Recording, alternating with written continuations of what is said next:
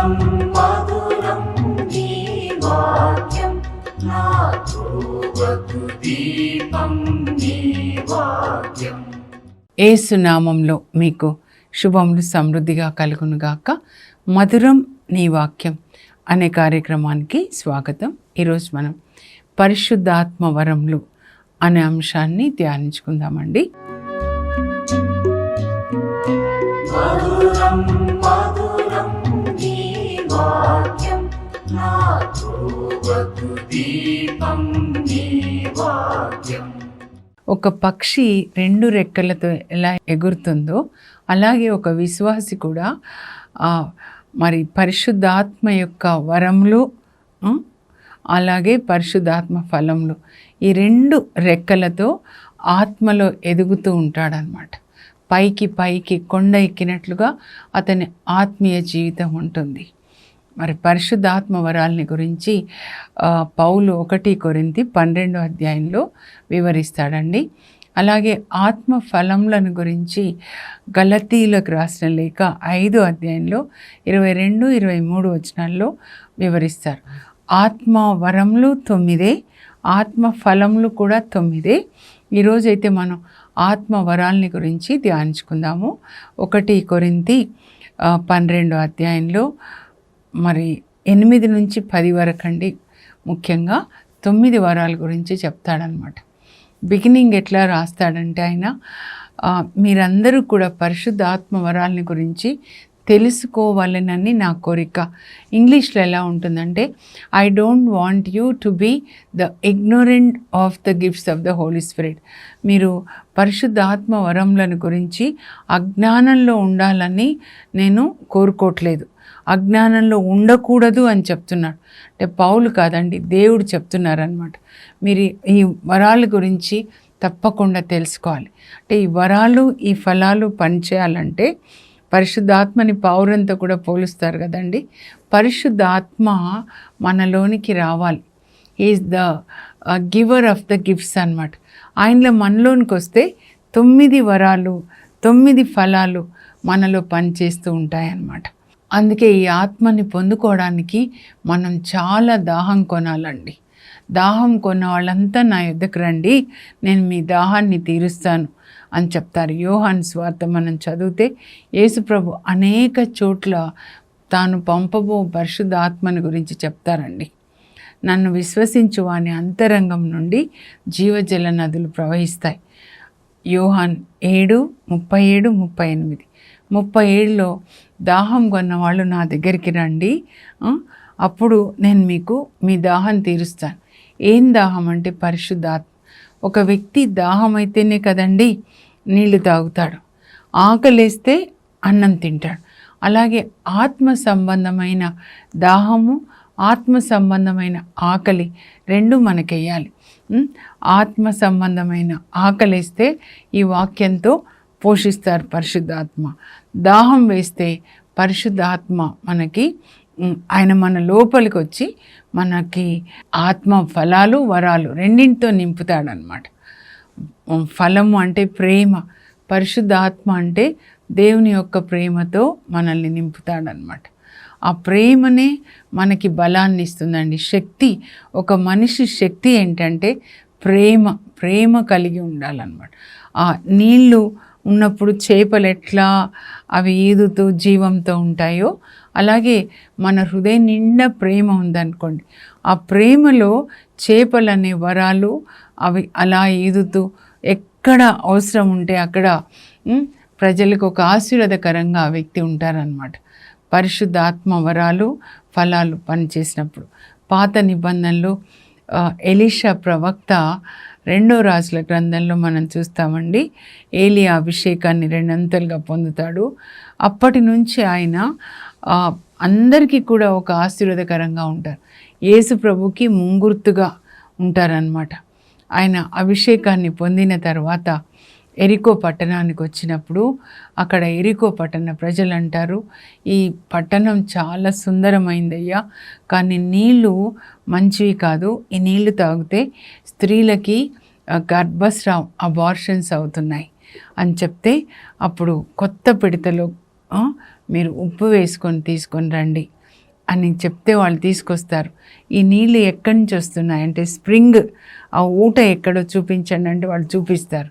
అప్పుడు అక్కడ వెళ్ళి ఆ ఉప్పు వేసి, ప్రభు వాక్యం ఇది, ప్రభు చెప్తున్నారు, నేను ఈ నీళ్ళని శుద్ధి చేశాను, ఇక నుంచి ఈ నీళ్లు తాగితే మీకు అంటే స్త్రీలకి అబార్షన్ జరగదు అని చెప్తారనమాట. అంటే ఆయన ఉప్పు వేయడం వల్ల నీళ్లు శుద్ధయ్యాయి అని కాదు, కానీ ప్రభు ఆ నీటిని శుద్ధి చేస్తారు. ప్రతి చోట దేవుడు పనిచేస్తారు, మనిషి విధేయిస్తాడనమాట. మోషే నీ కర్ర చాచు అంటే కర్ర చాస్తాడు. అప్పుడు సముద్రంలో దారి 3 మైళ్ళ దూరం వెడల్పున్న దారి వస్తుంది అనమాట. అంటే అప్పుడు నీళ్ళన్నీ పెద్ద గోడలుగా నిలబడతాయి. ఇజ్రాయేల్ ప్రజలు తమ పాదాలకి తడి అంటకుండా ఆ రెల్లు సముద్రంలో ఒక్క రాత్రిలో 6 లక్షల మంది పురుషులు, ఇంకా స్త్రీలు పిల్లలు కలిస్తే 20 లక్షల మంది అని చెప్తారు. ఒక్క రాత్రి ఈవలి నుంచి ఆవలి తీరానికి వాళ్ళు నడుస్తారు. దేవుడు వాళ్ళని నడిపిస్తారనమాట. అయితే కర్ర చాచడం వల్ల కాదండి, దేవునికి విధేయించాడు, కానీ ఆ దారి చేసింది దేవుడు, పరిశుద్ధాత్మ దేవుడు అనమాట. నువ్వు బండని కొట్టు అంటే కొట్టాడు, నిర్గమకాండం 17లో అనమాట. అప్పుడు బండ నుంచి నీళ్ళు వస్తాయన్నమాట. కొట్టాడు మోషే, కానీ నీళ్ళు ఇచ్చింది ఎవరంటే దేవుడు అనమాట.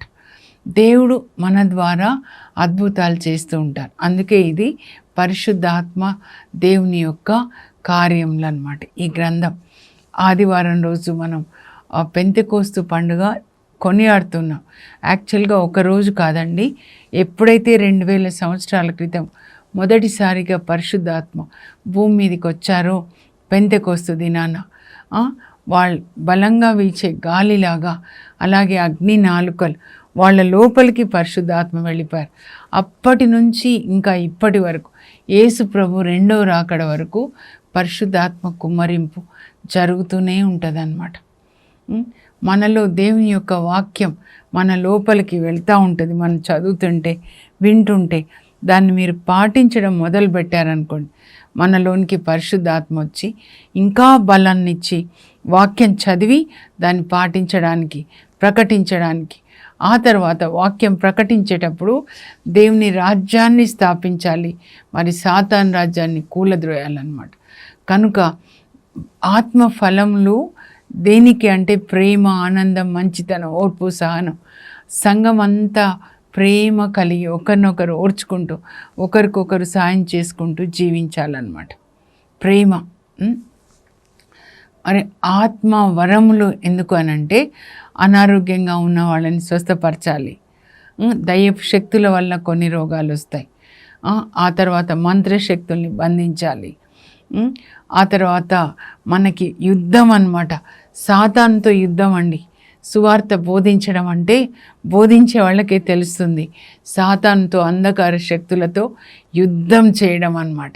సో ఆ యుద్ధం చేసేటప్పుడు అంధకార శక్తుల్ని మనం బంధించాలి, సంహరించాలి, డిస్ట్రాయ్ చేయాలి. సాతాన్ రాజ్యాన్ని విచ్ఛిన్నం చేయాలి. యేసుప్రభు వచ్చిందే సాతాన్ రాజ్యాన్ని కూలద్రోయడానికి అన్నమాట. 1 యోహాను 3, యోహాను 1 లేక 3 అధ్యాయం 8లో ఉంటుంది. Son of man has come in order to destroy the works of the devil. సాతాను క్రియలను, సాతాను కృత్యములను లయపరచడానికే మనుష్య కుమారుడు ఈ లోకానికి వచ్చాడు. ఆ మనుష్య కుమారుడు ఇప్పుడు మనలో ఆత్మలో నివసిస్తూ, తండ్రి కుమార పరిశుద్ధాత్మ మనలో నివసిస్తూ ఇప్పుడు మన ద్వారా ఆ పనిని కొనసాగిస్తున్నారు. యేసు ప్రభు వెళ్ళారు, నేను మళ్ళా వస్తానన్నారు కదా. పరిశుద్ధాత్మ వచ్చిన రోజు 3 వచ్చేసారనమాట. ఇప్పుడు వాళ్ళలో నివసించి అపోస్తుల ద్వారా వాళ్ళు ఈ సువార్త పనిని కొనసాగిస్తూ సాతాన్ రాజ్యాన్ని కూలద్రోసి దేవుని రాజ్యాన్ని ఒక్కొక్కరి హృదయంలో కట్టడానికి మనకి పరిశుద్ధాత్మ వరాలు కావాలండి. అయితే ఈ పరిశుద్ధాత్మ వరాల్ని వాని క్రియల్ని బట్టి 3 గ్రూప్స్గా విభజించారండి. ఒక్కసారి మనం చూద్దాము. ఈ 9 పరిశుద్ధాత్మ వరాలు మీరు తప్పకుండా తెలుసుకోవాలండి. తప్పకుండా ఈ పరిశుద్ధాత్మ వరాలని గురించి తెలుసుకోవాలి. ఈ వరములు అయిపోయిన తర్వాత ఫలాల్ని గురించి తెలుసుకుందాం. ఎందుకంటే 12వ అధ్యాయంలో పౌలు పరిశుద్ధాత్మ వరాల్ని గురించి రాసి 13వ అధ్యాయానికి వచ్చేసరికి ఇంతకంటే శ్రేష్టమైన మార్గం ఇంకొకటి చూపిస్తాను అని ప్రేమని గురించి రాస్తాడనమాట. విశ్వాసం గొప్పదే, నిరీక్షణ గొప్పదే, అలాగే ప్రేమ, ఈ 3 నిలిచి ఉంటాయి. కానీ మూడింటిలో శ్రేష్టమైనది ప్రేమ అని 1 కొరింథీ 13:13 రాస్తారు. ఇది అయిపోయిన తర్వాత అది మనం ధ్యానించుకుందామండి. 9 వరాలు నేను చదువుతాను, మీరు స్క్రీన్ మీద చూసి అవి రాసుకొనండి. అప్పుడు ఈ జ్ఞానం మనకున్నప్పుడు మనలో పరిశుద్ధాత్మ దేవుడు వాటిని ఆపరేట్ చేయడం ప్రారంభిస్తాడనమాట. పరిశుద్ధాత్మ దేవుని 9 వరములు. మొదటి గ్రూప్ ఆత్మ ప్రత్యక్షత వరములు లేదా రెవల్యూషన్ గిఫ్ట్స్ అని అంటారండి. నోయింగ్ గిఫ్ట్స్ అని కూడా అంటారనమాట.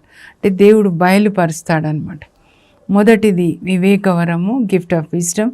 రెండవది జ్ఞానవరము, గిఫ్ట్ ఆఫ్ నాలెడ్జ్. మూడవది ఆత్మలను వివేచించు వరం, gift of discerning of spirits. రెండవ గ్రూప్ని శక్తి వరములు, ఇంగ్లీష్లో పవర్ గిఫ్ట్స్ లేదా డూయింగ్ గిఫ్ట్స్ అంటారండి. అందులో విశ్వాసవరం, గిఫ్ట్ ఆఫ్ ఫెయిత్. స్వస్థత వరము, గిఫ్ట్ ఆఫ్ హీలింగ్, అద్భుతములు చేయవరం, గిఫ్ట్ ఆఫ్ పర్ఫార్మింగ్ మిరకిల్స్. అలాగే మూడో గ్రూప్ సంభాషించు వరం, communication gifts or speaking gifts. భాషావరం, గిఫ్ట్ ఆఫ్ టంగ్స్, భాషలను వివరించు వరము, gift of interpretation of tongues. ప్రవచన వరము, గిఫ్ట్ ఆఫ్ ప్రాఫెసీ. ఇప్పుడు ఈ 9 వరాలు మీరు రాసుకోవాలండి. రాసుకున్న తర్వాత ఒక్కొక్క వరాన్ని గురించి మనం ధ్యానించుకుందాం. పరిశుద్ధాత్మ, the giver of the gifts, ఆయన మనలోనికి వచ్చినప్పుడు అవసరాన్ని బట్టి, అంటే సంఘ అభివృద్ధి కొరకు అన్నమాట, సంఘ క్షేమం కొరకు ఏ టైంలో ఏది అవసరమో ఆ వరము పనిచేస్తూ ఉంటుందన్నమాట. ఇప్పుడు ఒకరు అనారోగ్యంగా ఉన్నారనుకోండి, అప్పుడు పరిశుద్ధాత్మ దేవుడు అపోస్తుల ద్వారా లేదా యేసు ప్రభు ద్వారా అనుకోండి, ఆ వరం ఆపరేట్ చేసి అక్కడ రోగికి స్వస్థతను దయచేస్తారనమాట. అపోస్తుల కార్యాలు 3వ అధ్యాయం 6లో పరిశుద్ధాత్మని పొందుతారు కదండి అపోస్తులు. 2వ అధ్యాయంలో పెంతెకొస్తు దినాన అప్పుడు ఒకరోజు పేతురు, యోహాన్ దేవాలయానికి వెళ్తుంటే అక్కడ పుట్టుకుంటివాడు దేవాలయ మెట్ల మీద అంటే అడుక్కుంటూ ఉంటాడు, అందమైనది అనే ద్వారం దగ్గర అన్నమాట. అడుక్కుంటూ ఉన్నప్పుడు వెండి బంగారాలు మా దగ్గర లేవు, ఎందుకంటే ఆ రోజులలో వెండి నాణాలు బంగారు నాణాలు అన్నమాట. నా దగ్గర లేవు, మా దగ్గర, కానీ నా దగ్గర ఏముందో అది ఇస్తాను అని యేసుక్రీస్తు నామంలో లేచినడు అని చెయ్యి అందిస్తాడనమాట కుంటివానికి. ఆ కుంటివాని చెయ్యి పట్టుకొని అలా అని సహాయం చేసి లేచి నిలబడేలాగా అనమాట. అప్పుడు పేతురులో ఉన్న పరిశుద్ధాత్మ కుంటివానిలోనికి వెళ్ళి ఆయన కాళ్ళని బలపరిచినప్పుడు కుంటివాడు లేచి నిలబడతాడండి. ఎంత సంతోషం అంటే ఇంకా అడుక్కునేవన్నీ అక్కడ పడేసి వీళ్ళతో కలిసి దేవాలయానికి వెళ్ళి వాళ్ళతో కలిసి దేవుని స్తుతిస్తాడు. అందరూ ఆశ్చర్యపడతారు. దేవాలయం ముందు కూర్చొని అడుక్కునేవాడు ఇతడే కదా అంటే అవును ఇతడే. ఎలా బాగుపడ్డాడు? మనం ఎన్ని సంవత్సరాల నుంచి చూసినాం. ఎలా అంటే అప్పుడు పేతురు చెప్తారనమాట, యేసుక్రీస్తు నామంలో, ఆయన నామంలో ఉన్న శక్తి ఈయనని స్వస్థపరిచింది అని చెప్పి యేసుక్రీస్తుని మహిమపరుస్తారు. ఆయనని స్వస్థపరిచింది యేసుక్రీస్తు అనమాట. పరిశుద్ధాత్మ తండ్రి దేవుడు మిమ్మల్ని స్వస్థపరచు యావేను నేనే అంటారు దేవుడు, నిర్గమకాండం 15:26 అనమాట. సో ఆ యేసుక్రీస్తు, తండ్రి దేవుడు, యేసుక్రీస్తు, పరిశుద్ధాత్మ ముగ్గురు ఒకటేనండి. సో ఆయన ఈ కుంటివాడిని స్వస్థపరిచారు అని చెప్పినప్పుడు అప్పుడు ఆ పేతురు ప్రసంగాన్ని విని ఆ రోజు ఇంకో 2,000 మంది యేసుక్రీస్తుని సొంత రక్షకునిగా అంగీకరిస్తారండి. మొదటి ప్రసంగం విన్నప్పుడు 3,000, రెండో ప్రసంగం విన్నప్పుడు 2,000 పురుషులు అనమాట. అంటే 5,000 కుటుంబాలు యేసు ప్రభుని అంగీకరిస్తాయన్నమాట. పెంతెకొస్తు దినాన 3,000 మంది, అంటే సంఘం పుట్టినరోజు అనమాట, బర్త్డే అనమాట. క్రీస్తు సంఘము 2,000 సంవత్సరాల క్రితం పెంతెకొస్తు పండుగ రోజు పేతురు ప్రసంగాన్ని విని యూదులు యేసు ప్రభుని సొంత రక్షకునిగా అంగీకరిస్తారు, బాప్తిస్మం తీసుకుంటారు. వాళ్ళు విశ్వాసులు అని పిలువబడతారు అన్నమాట. 11వ అధ్యాయం వచ్చినప్పుడు క్రైస్తవులు అని పిలువబడ్డారు. ఓకేనా? ఇప్పుడు ఈ 9 వరాల్లో మొదటి వరం అన్నమాట. ఏంటి అంటే వివేక వరం అండి. వివేకము అంటే ఏంటి అంటే సమస్యలను పరిష్కరించే శక్తిని వివేకం అంటారనమాట. సో యేసు ప్రభువులో ఇవన్నీ పనిచేస్తాయండి. యేసు ప్రభువులో ఎలా పనిచేసింది వివేకవరం చూసి, అలాగే సొలొమోన్ రాజులో చూద్దాము, అబ్రహాంలో చూద్దాము, ఇంకా పౌలులో, పిలాతు భార్యలో. మనందరికీ సమస్యలు ఉంటాయి కదండి. అప్పుడు మనలో పరిశుద్ధాత్మ ఉన్నప్పుడు ఆ సమస్యల్ని పరిష్కరించే శక్తి, కెపాసిటీ ఇస్తారనమాట. The power, capacity to solve the problems is what is called wisdom అనమాట. ఇంట్లో కూడా మనకి విజ్డమ్ ఉండాలి. పిల్లల్ని ఎట్లా పెంచాలి, మన ఆదాయం 10,000 అనుకోండి, విజ్డమ్ ఉండాలి. ఎంత ఖర్చు పెట్టాలి, ప్రతీది కూడా పని చేసే చోట ఎలా ఉండాలి, మనకి వివేకం ఉండాలన్నమాట. ప్రతి చిన్న విషయంలో మనకి వివేకం ఉండాలి. అయితే వివేకవరం యేసుక్రీస్తులో ఎలా పనిచేసిందో 1-2 చూద్దామండి మనం, సంఘటనలు అన్నమాట. యోహాను సువార్త 8వ అధ్యాయానికి వెళ్దామండి. అక్కడ యేసు ప్రభు దేవాలయంలో, అంటే దేవాలయం ఆయన వేకువజామున బోధిస్తూ ఉన్నాడు. దేవాలయం బయట అన్నమాట బోధిస్తూ ఉంటే అప్పుడు ప్రజలు వచ్చారు, వింటున్నారు, యేసు ప్రభు వాక్యాన్ని వింటున్నారు. అప్పుడు పరిసయ్యులు ఒక స్త్రీని తీసుకొని వస్తారు. ఈమె వ్యభిచారంలో పట్టుబడింది. మోషే ధర్మశాస్త్రం ప్రకారం ఈమెని రాళ్లతో కొట్టి చంపాలి. మోషే ధర్మశాస్త్రం చెప్తుంది వ్యభిచారంలో పట్టుబడిన స్త్రీని రాళ్లతో కొట్టి చంపాలని. మీరేమంటారు? ఆయనను పరీక్షించడానికి అన్నమాట. ఎందుకంటే ఎప్పుడు యేసు ప్రభు కరుణ చట్టం కంటే కరుణ గొప్పది అని చెప్తారనమాట. ఆయనని తప్పు పట్టాలి. మోషే ధర్మశాస్త్రాన్ని పాటించొద్దంటే ఇంకా ప్రజలందరూ వ్యతిరేకంగా లేస్తారండి. అప్పుడు యేసు ప్రభు వివేకం అన్నమాట, పరిశుద్ధాత్మ దేవుని యొక్క వివేకం. ఒక్క మాట పరిశుద్ధాత్మ దేవుడు చెప్తుంటారు, ఇదిగో ఇది మాట్లాడు, యేసు ఇది మాట్లాడయ్యా అని. అప్పుడు యేసు ప్రభు అంటారు, మీలో పాపం చేయని వాడు ఈమె మీద మొదటి రాయి వేయండి. ఎవ్వరూ పాపం చేయని వాళ్ళు ఎవరు లేరు, ఒక యేసు ప్రభు తప్ప. ఆయన వేయాలి, యాక్చువల్గా వేయాలంటే. అందరూ మెల్లమెల్లగా వెళ్ళిపోతారు. అప్పుడు ఆమె ఒక్కతే మిగిలిపోతుందండి. అమ్మాయి ఎవరు నిన్ను శిక్షించలేదా అంటే, లేదు ప్రభు అంటే, నేనును నిన్ను శిక్షించను, ఇక పాపము చెయ్యకు. ఈ వివేకం ద్వారా అక్కడ ఆమె ప్రాణాన్ని యేసు ప్రభు కాపాడారనమాట. అలాగే ఇంకొకసారి మత్తయి సువార్త 22వ అధ్యాయం, అంటే దేవాలయంలో చివరిసారిగా ఆయన మాట్లాడుతున్నారండి. అది మంగళవారం, పరిశుద్ధ వారంలో మంగళవారం అన్నమాట. అప్పుడు అనేక ప్రశ్నలు, క్వశ్చన్ అండ్ ఆన్సర్ సెషన్ లాగా ఉంటుంది. ఒక్కొక్కరు ఒక్కొక్క ప్రశ్న. ఒకవైపు నుంచి పరిసయ్యులు వస్తారు, ఒకవైపు నుంచి సద్దుకాయిలు వస్తారు. ఇప్పుడైతే పరిసయ్యులు కొంతమంది వాళ్ళ శిష్యులని ఇంకా హేరోదీలను కూడా పంపిస్తారనమాట. పంపించి ఆయనని ప్రశ్నలతో చిక్కించుకోవాలని అనమాట. ఏదో ఏమంటారంటే, బోధకుడా నీవు సత్యసంధుడవు, సత్య మార్గాన్ని బోధిస్తావు, మోమాటం లేనివాడవు, దేవుని మార్గం గురించి నువ్వు చక్కగా బోధిస్తున్నావు. చూడండి, మంచి మాటలు చెప్తున్నారు. ఎప్పుడు నువ్వు కాంప్రమైజ్ కావు, సత్యమే బోధిస్తూ ఉన్నావు కదా. మరి మేము ఒక ప్రశ్న వేయాలనుకుంటున్నాము, చక్రవర్తికి సుంకం చెల్లించుట న్యాయసమ్మతమా కాదా? రోమా చక్రవర్తులు వీళ్ళని పరిపాలిస్తున్నారు అనమాట. అప్పుడు యేసు ప్రభు అడుగుతారనమాట, సరే మీరు ఇలా ప్రశ్నలతో చిక్కించుకోవాలనుకుంటున్నారు కదా, అయితే ఆ సుంకం చెల్లించే నాణ్యం నాకు చూపించండి అని అంటే వాళ్ళు ఇస్తారనమాట. ఇచ్చినప్పుడు దీని మీద ఎవరి రూపనామధేయాలు ఉన్నాయి అంటే చక్రవర్తివే ఉన్నాయి, ఆయన రూపము ఆయన పేరే ఉంది. అయితే చక్రవర్తికి, దేవునిది దేవునికి చెల్లించండి. ఎంత జ్ఞానం! ఇంకా వాళ్ళు ఏం మాట్లాడలేకపోతారనమాట. ఇంకా ఆశ్చర్యపోతారు. ఎందుకంటే దేవాలయానికి చెల్లించండి, చక్రవర్తికి వద్దు అంటారు అనుకున్నారు. కానీ ఎవరికి చెల్లించేది వాళ్ళు చెల్లించాలి. ఎంత మంచి మాట. మనం కూడా దేవాలయానికి చెల్లించేది దేవాలయానికి ఇవ్వాలి. అలాగే మరి ట్యాక్స్ కట్టాలి కదండి మనం గవర్నమెంట్కి, అది కూడా కట్టాలి. ఇంకా ఎవరికి ఇచ్చే ప్రేమ, ఎవరికి ఇచ్చే విలువ, తల్లికి ఇచ్చే ప్రేమ తల్లికి, మరి భార్యకి ఇచ్చే ప్రేమ భార్యకి, పిల్లలకి ఇచ్చేది పిల్లలకి ఇవ్వాలి అని చెప్తున్నారు అన్నమాట. ఇది వివేకం. ఇంకా సొలొమోన్ రాజు వివేకం చూద్దామండి. రాజుల మొదటి గ్రంథము 3వ అధ్యాయం చూస్తే సొలొమోన్ రాజు అయిపోయిన తర్వాత ఆయన వెళ్ళి గిబియోన్ దేవాలయంలో దేవుణ్ణి ప్రార్థన చేస్తారండి.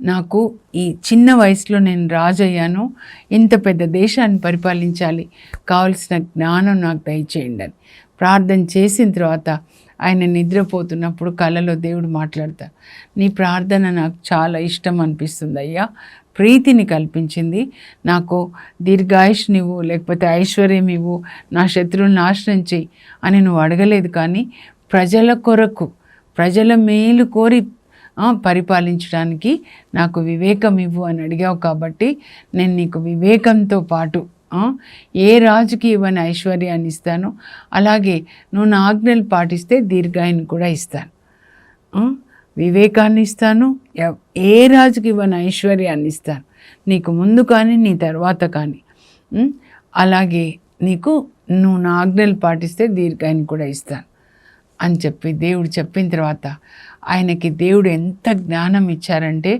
1వ రాజులు 4వ అధ్యాయంలో 29 ఎంత జ్ఞానము అంటే ఆయన జ్ఞానంతో 3000 సామెతలు చెప్పాడంట.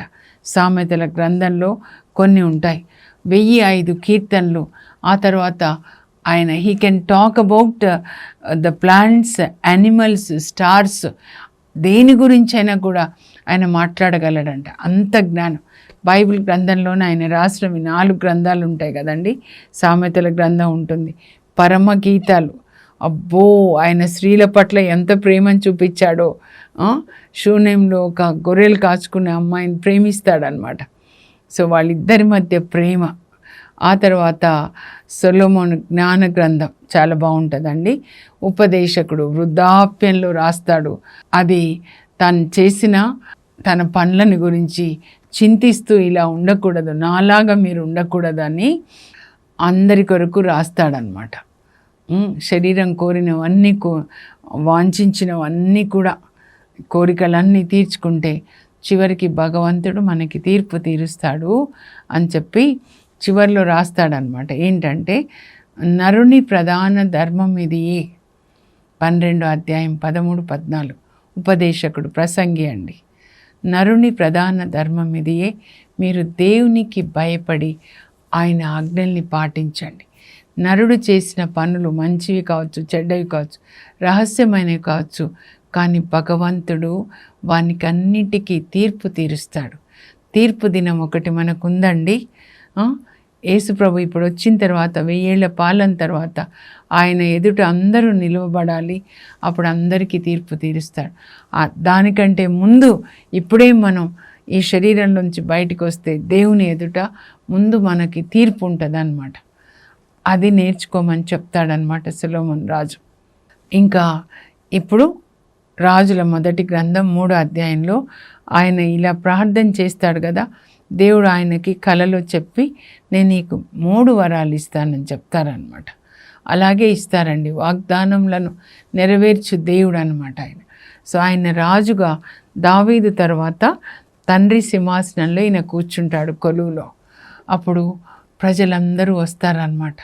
ఈయన ఎలా పరిపాలిస్తాడో, దావీదైతే చక్కగా పరిపాలించాడు, మరి కొడుకు ఎలా పరిపాలిస్తాడో అని ప్రజలందరూ వేచి ఉంటారనమాట.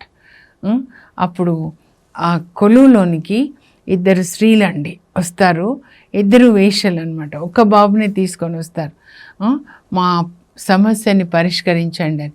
ఏంటి వీళ్ళ సమస్య అంటే, ఒక ఆమె చెప్తుంది, మేమిద్దరం ఒకే చోట ఉన్నాము, ఇద్దరం ఒకేసారి బిడ్డల్ని కన్నాము, ఈమె ఆ నిద్రలో తన కొడుకు మీద పడి ఆ కొడుకు చనిపోతే నా కొడుకుని తీసుకొని తన ప్రక్కలో పడుకోబెట్టుకొని ఈమె నా కొడుకు ఈ బిడ్డ అంటుంది అని. మరి ఈమె నువ్వు మాట్లాడమ్మా అంటే ఆమె కూడా సేమ్ అదే చెప్తుంది అన్నమాట. ఇద్దరు ఒకే స్టోరీ చెప్తారండి. మరి ఇద్దరు ఈ చనిపోయిన బిడ్డ ఏమో ఆమె బిడ్డ, ఈ బిడ్డ నా బిడ్డ అని ఇద్దరు చెప్తారనమాట. అప్పుడు ఈయన ఎలా పరిష్కరిస్తాడు? ఇద్దరు సేమ్ చెప్తున్నారు అంటే ఇద్దరిలో ఒకరు అబద్ధాలు ఆడుతున్నారు అనమాట, ఒకరు సత్యం పలుకుతున్నారు. అప్పుడు ఏమంటాడంటే సొలొమోన్ రాజు సేవకులతో ఒక కత్తి తీసుకొని రండి అని తీసుకొని వచ్చి, ఇద్దరు ఈ బిడ్డనే నా బిడ్డ, చనిపోయిన బిడ్డ కాదు, ఈ బిడ్డ నా బిడ్డ అంటున్నారు కాబట్టి ఈ బాబుని 2 ముక్కలు చేసి ఇద్దరికి ఇచ్చారు, ఒక ముక్క ఇచ్చేసేయండి. అప్పుడు ఆ ఇద్దరిలో ఒక్క స్త్రీ వచ్చి రాజు కాళ్ళ మీద పడి అంటుంది, వద్దయ్యా 2 ముక్కలు చేయకండి, దయచేసి ఆమెకే ఇచ్చేసేయండి అని. అప్పుడు రాజు ఎవరికి ఇస్తాడు? ఈమెకి ఇస్తాడు. ఎందుకంటే నువ్వు కన్నావు కాబట్టి 2 ముక్కలు చేయొద్దు అంటున్నావు. ఆమె కనలేదు, ఆమె బిడ్డ కాదు కాబట్టి అలాగే నిలబడి ఉందని ఆమెకి ఇచ్చేస్తాడనమాట. తర్వాత ఈమెకు చెప్తాడు, ఇలా అబద్ధాలు చెప్పొద్దు అని. అప్పుడు ప్రజలందరూ అబ్బా ఎంత జ్ఞానము, తండ్రికి తగిన కొడుకే, ఈ సొలొమోన్కి దేవుడు మంచి జ్ఞానాన్ని ఇచ్చారు అని దేవుణ్ణి స్తుతిస్తారనమాట. ఇప్పుడు ప్రార్థన చేసుకొని మిగతా వరాలు మనం రేపు ధ్యానించుకుందామండి. ఈ వివేకాన్ని మనకి ఇవ్వమని. మన ఇంట్లో కూడా ఎన్నో సమస్యలు వస్తుంటాయి కదా, ఎలా పరిష్కరించుకోవాలి? జ్ఞానవంతురాలు వివేకవతి జ్ఞానంతో తన ఇంటిని కట్టుకుంటుందంట. ఏ పిల్లలతో ఎలా టైం గడపాలి, భర్తతో ఎలా ఉండాలి, కుటుంబంగా ప్రార్థన చేసుకోవడం.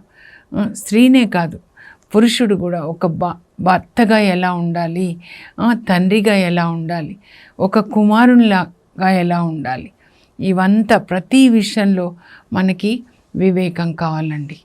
పరిశుద్ధాత్మ మనలో ఉన్నప్పుడు మనకు ఆ వివేకాన్ని ఇస్తాడనమాట.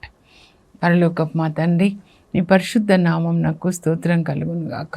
ప్రభా, మాకు పరిశుద్ధ ఆత్మనివ్వండి. యేసు ప్రభు చెప్పారు, పరిశుద్ధ ఆత్మ మీతో నివసిస్తాడు, మీలో నివసిస్తాడు అని. మాకు పరిశుద్ధ ఆత్మనిచ్చి ఈ 9 వరాలు 9 ఫలాలు కూడా ఇవ్వండి. వివేకాన్ని మాకు దయచేయండి. మేము ఇంట్లో ఒక భార్యగా, ఒక తల్లిగా, తండ్రిగా, పిల్లలుగా ఎలా ఉండాలి, పని చేసే చోట మాకు వివేకాన్ని దయచేయండి ప్రభా. ఎలా మేము మరి పని చేయాలి, మాకు కావలసిన వివేకం దయచేయమని యేసు నామంలో అడుగుచున్నాం తండ్రి, ఆమేన్. మీకున్న సమస్యల్ని ఎలా పరిష్కరించుకోవాలో పరిశుద్ధాత్మదేవుడు మీలో నివసిస్తూ వివేకాన్ని మీకు దయచేయుదురుగాక. God bless you. Have a blessed day.